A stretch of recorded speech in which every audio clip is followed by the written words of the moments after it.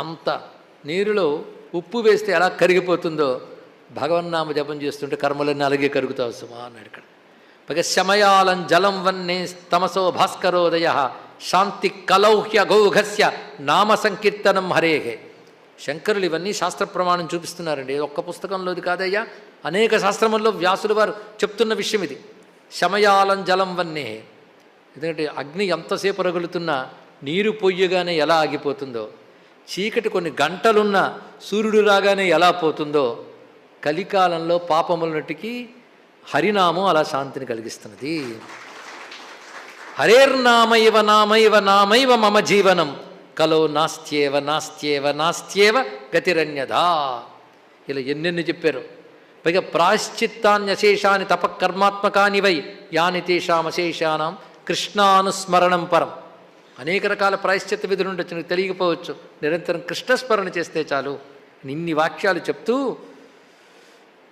గోవిందం సంస్మరణ్ శుచి, గోవిందుని స్మరిస్తే శుచి. ఇంకొక మాట, ఏకోపి కృష్ణస్య కృత ప్రణామ దశాశ్వమేధావ బృధేన తుల్య దశాశ్వమేధీ పునరేతి జన్మ కృష్ణ ప్రణామీ న పునర్భవాయ. ఇది వ్యాసవచనం. కృష్ణుడికి చేసే ఒక్క నమస్కారం 10,000 అశ్వమేధ యాగాలతో సమానం. అర్రే తప్పు చెప్పేనేమనుకోకండి అన్నాడు మళ్ళీ వ్యాసుడు. 10,000 అశ్వమేధ యాగాలతో సమానం కృష్ణుడిని నమస్కరించడం అనేది. తప్పు చెప్పేనేమనుకోవద్దు. ఎందుకంటే అశ్వమేధ యాగాలు చేసిన వాడు ఉత్తమ గతులు పొంది మళ్ళీ జన్మిస్తాడు.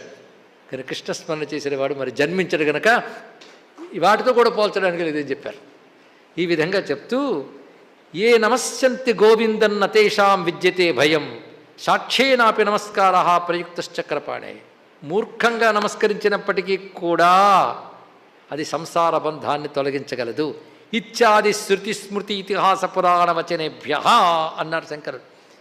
ఇలా శృతి స్మృతి ఇతిహాస పురాణ వచనములతో భగవన్నామము నామజపం యొక్క ప్రస్తావన ఉత్కృష్టమని చెప్పబడుతోంది.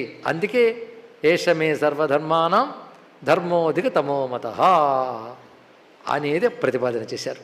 ఇప్పుడు సర్వోత్కృష్టమైన ధర్మంగా చెప్పబడుతోందని భగవన్నామ స్వీకారం. భగవన్నామాన్ని వేలా చేయొచ్చు, నామాన్ని ధ్యానం చేయి. ఒకచోట ఏకాంతంలో కూర్చొని రామ రామ రామ కృష్ణ శివ అనుకో, ధ్యానం అయిపోయింది. హాయిగా నోరార స్తోత్రం చేయ నామాలతో అయిపోయింది. అందుకే ధ్యాయన్ స్తువన్ నమస్యంశ్చ నామము 1000 నామాలు అంటే అనంతనామాలతో. అనంతనామాల ప్రతిపాద్యుడెవడు? జగత్ప్రభుం దేవదేవం మనాదన్ని ధనం విష్ణుం సర్వలోక మహేశ్వరం ఆయన అని చక్కగా సమాధానం చెప్తూ ఇంకా నామ విద్య ప్రారంభించబోతూ ఉన్నారు. అదేమిటో రేపు తెలుసుకుందాం.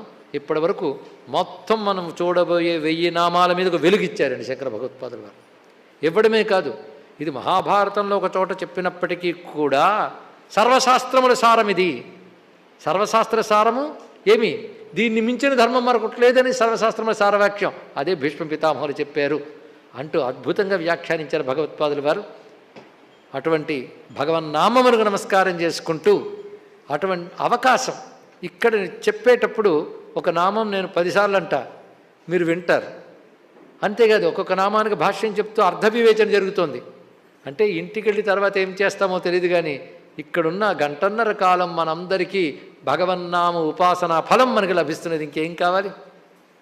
అందుకే ఉత్కృష్టమైన ఒకానొక అంశాన్ని చెప్పుకునే భాగ్యం మనకి భగవత్పాదుల వారి దయవలన, జగద్గురువు దయవలన, అసలు జగద్గురువైన కృష్ణ పరమాత్మ యొక్క అనుగ్రహం వల్ల లభించింది.